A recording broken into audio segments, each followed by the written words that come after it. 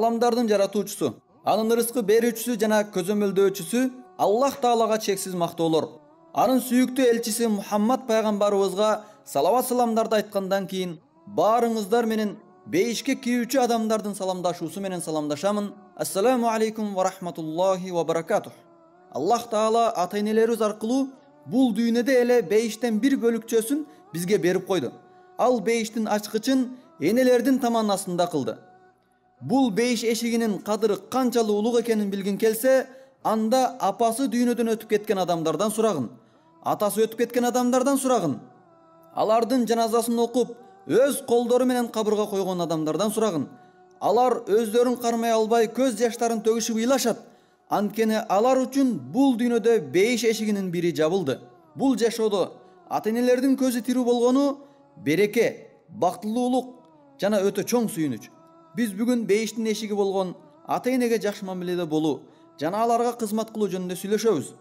Аллах Таала Кур'анда Аллахтын өзүнө гана ибадат кылууга жана ата-энеге жакшы мамиле кылууга өкүм кылып буйругандан кийин айтат: «Имма яблуганна индакал кибар».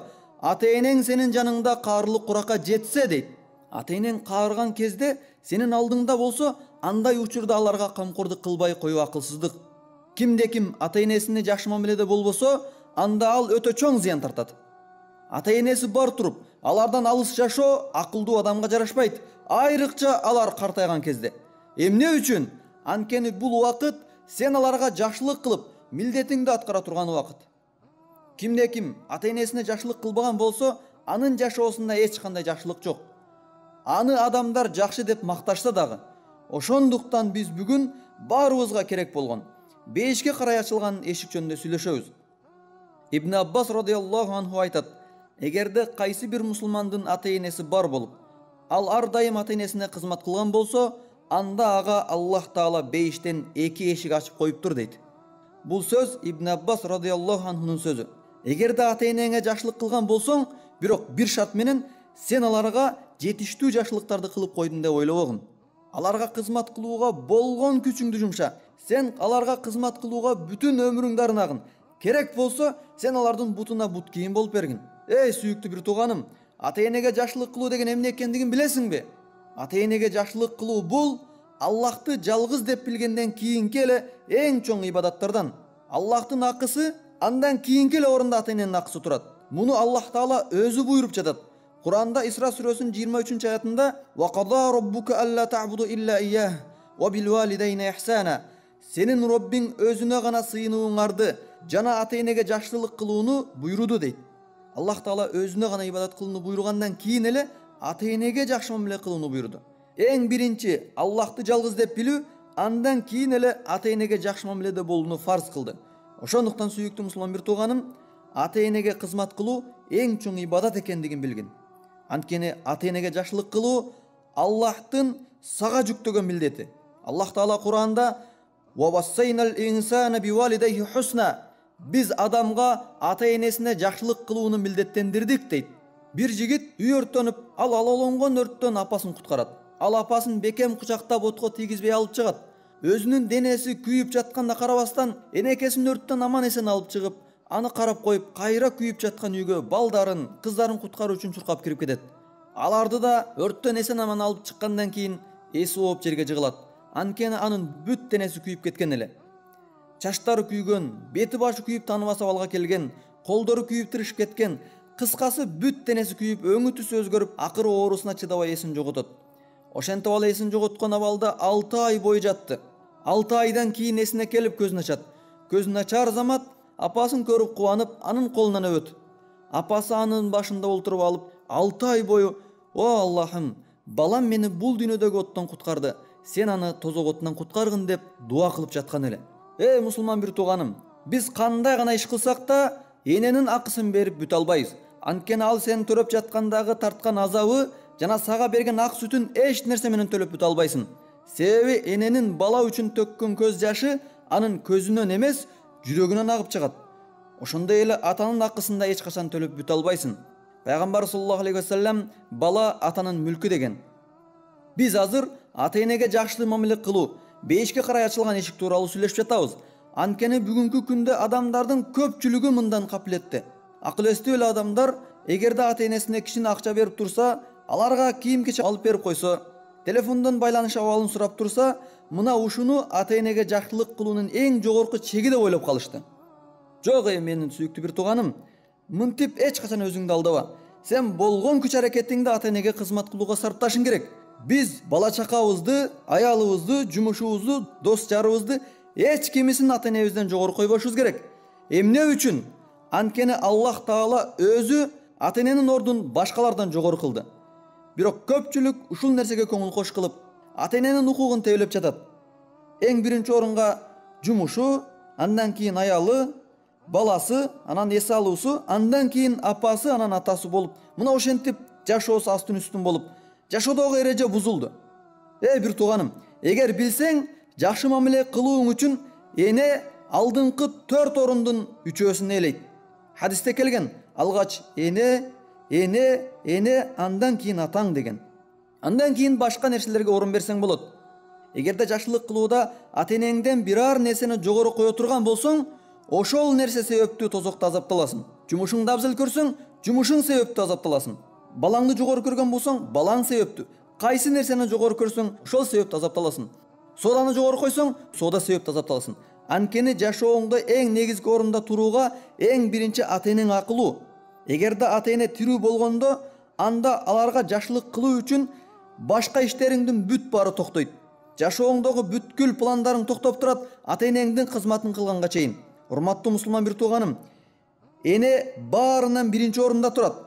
Мен бул сөзүмдү кайра кайталоодон тажабайм. Дагы айтам, эне баарынан биринчи орунда турат. Мына ушул тартипте эненин укугу жашоодо өз ордуна коюлушу керек. Аллах Таала баарыбызды туура жолго баштасын. Ооруканада иштеген бир врач аял ага апасын дарылатуу үчүн жашы 30-дан ашкан Мухаммад деген адам келгенин айтып берет. Ал ооруканага апасынын колунан бекем кармап алып кирип келет. Ал эми апасы болсо жолугун жумалап, баласынын колунан тиштегилеп, бетине түкүрүп келатты. Ал эми баласы болсо жылуу жүз менен аны жетелеп ооруканага кирип келди. Кирип келери менен энеси колундагы нерселердин баарын ыргытып, ызычуу салып, врач аялды айланып чуркай баштады. Врач аял Мухаммадтан "Ким бул?" деп сурады. Ал "Апам" деди. Врач "Буга эмне болгон?" Төрөлгөндө ушундай төрөлгөн экен. Врач "Мындай абалда ал сени кантип төрөгөн? Кеңирээк айтып берчи" деди. Мухаммад апакемди балалы болуп калсын деген үмүттө таятам аны атама никелеп бериптир. Ал кош бойлуу болгондон кийин атам ага жообун берип ажырашкан экен. Апам кош бойлуу болуп мени төрөдү. Ошентип мен 10 жашка чыккандан бери энекемдин кызматындамын. Ага тамак даярдап берем. Кирин жуймун. Эгер уйкум келсе, бутумду анын бутуна байлап алып уктайм. Эгер анткени ал качып кетсе, аны кайра таба албай калуудан коркомун деди. Врач "Эмне себептен ооруканага келдиңер?" деди. "Кант оорусу, жана кан басымы жогорулап кетиптир" деди. Ал эми апасы болсо тынбастан күлөт эле.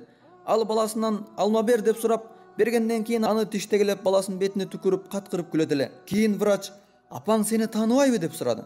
Мухаммад "Ооба, ал мени баласы экенимди билбейт, бирок жараткан Аллах Таала билет" деди.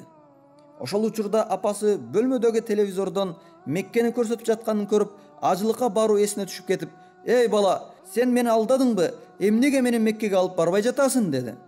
Мухаммад "Мына келаткан бейшемби күнү барабыз" деди. Врач аял "Ага ажылык кылуу милдет эмес го. Эмнеге алып барам деп жатасың?" деди. Ал "Апам ар качан Меккеге барууну кааласа, мен аны алып барып келем. Ал бир нерсени эңсесе, менин колумдан келип турса, аны аткарбай кое албайм" деди. Кийин ал апасын ээрчитип чыгып кетти. Алар чыгып кеткенден кийин врач аял эшикти жаап алып, көз жашын төгүп ыйлайт. Себеби ал оорукчан аялдын баласы Аллахтын ыраазылыгын издеп, апасына ушунчалык камкордук кылып жүргөнүн көрүп, өзүн кармай албай ыйлайт. Врач аял "Мен ата энеге жакшылык кылуу керек экендигин көп эле жолу укканмын. Бирок ушундай апасы аны тааныбаса да, ага кызмат кылган, жана ага жакшылык кылууга бүтүн өмүрүн арнаган баланы өз көзүм менен көрөм деп ойлогон эмес элем" дейт. Ал апасынын оорлуу болгонунан пайдаланып таштап кетсе да болот эле, бирок ал апасына мээримдүүлүк кылып, жашоосунда бейишке карай ачылган эшиктин ачык болуусун каалады. Чындыгында мусулман бир тууганым, ал бала өзүнө бейиштин эшиги дайым ачык болуусун каалады. О Аллахым, бизди өз ырайымыңдан куруп калтырба. Сөзүмдүн соңунда акыркы окуяны айтам. Күндөрдүн биринде улуу табийиндердин бири ооруп калат. Ал апасынан бир күндө 2 жолу кабар алып турчу. Ал эми ооруп калганда барбай калганынан кыжалат болуп ага апасы келет. Ошондо ага жанындагылар энекең эшикте турат, ал сени көргөнү келиптир дегенде ал ордунан ыргып туруп үстүнө муздак суу куюп, өзүнөн ысыктыкты кетирип, муздак суу менен өзүн сергитип, бир аз өзүнө келе түшөт. Жаңы кийимдерин кийип, жыттуу атырларын себинип эшикти ачат.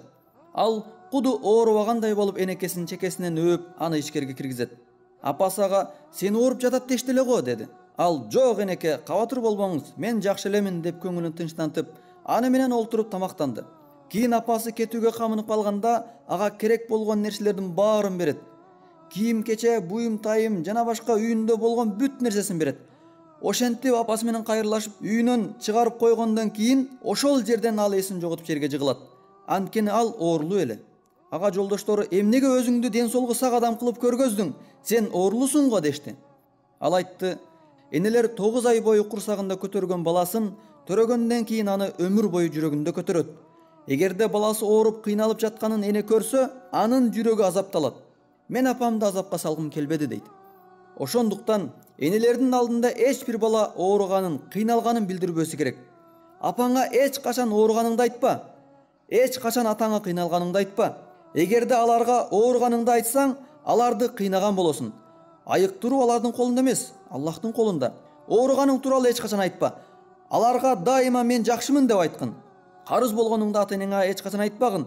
Аларга дайыма менде баары жакшы деп айткын. Ошентсең, алардын көңүлү тынчтанып, баласын бактылуу жашап жаткандыгын көрүп бактылуу болушат. Кээ бир адамдар ата-энесинин алдында ачык эле көйгөйлөрүн айта беришет. Бул накта ата-энени азаптоо болот.